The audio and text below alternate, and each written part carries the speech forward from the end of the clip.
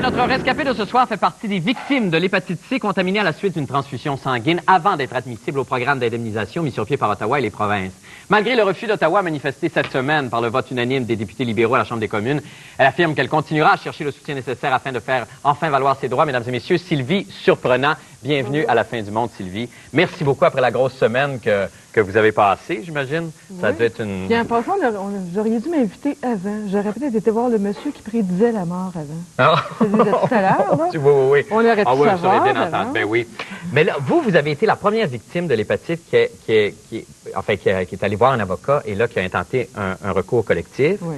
Ça, c'était en 1993? Environ, dans les 93, 93 et demi. OK. Et donc, vous avez appris cette semaine que vous ne faisiez pas partie de ceux qui étaient éligibles, en fait, jusqu'à nouvel ordre. Je ne pas vrai. C'est à partir depuis le 25 février, en fait, qu'ils ont décidé que les dates butoirs étaient 86 à 90. OK. Donc, à partir de là, j'ai su que, définitivement, j'étais pas dedans. OK. Et là, à partir de maintenant, bon, il y a Québec en a parlé, bon, on a su là, ce qui est arrivé à Ottawa cette semaine. Québec en a parlé hier. Là, il y a aujourd'hui, vous étiez à Ottawa, vous? Aujourd'hui, j'ai pas été à Ottawa. J'étais supposée y aller, sauf que j'ai regardé les débats directement à la télé. Et, si vous voulez rire, regardez ce grand cirque.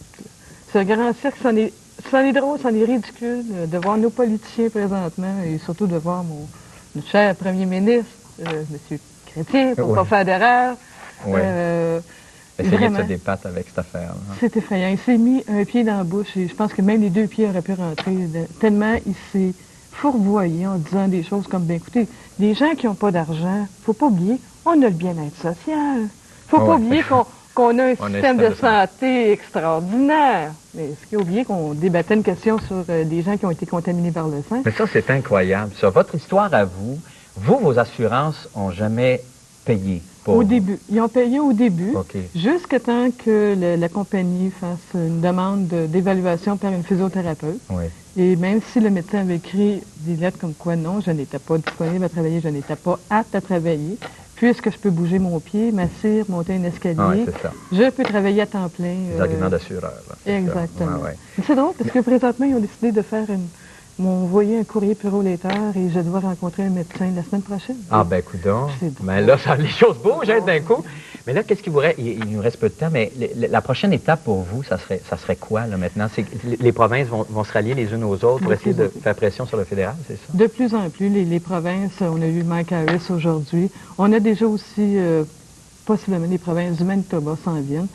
Les gens ont l'impression qu'il n'y a pas grand-chose qui s'est passé, puisqu'on dit toujours, oui à l'indemnisation, mais il faut que le gouvernement paie. Il faut penser que le gouvernement fédéral a coupé tellement de crédits que, malheureusement, je dois dire que pour une fois, je pense que c'est vrai que les provinces n'ont pas d'argent. Ce qui est dur présentement, par exemple, pour les gens qui sont atteints, c'est de penser, de se faire dire que si jamais ils nous donnent l'argent, on coupe dans les hôpitaux, dans les soins. Ben oui, évidemment.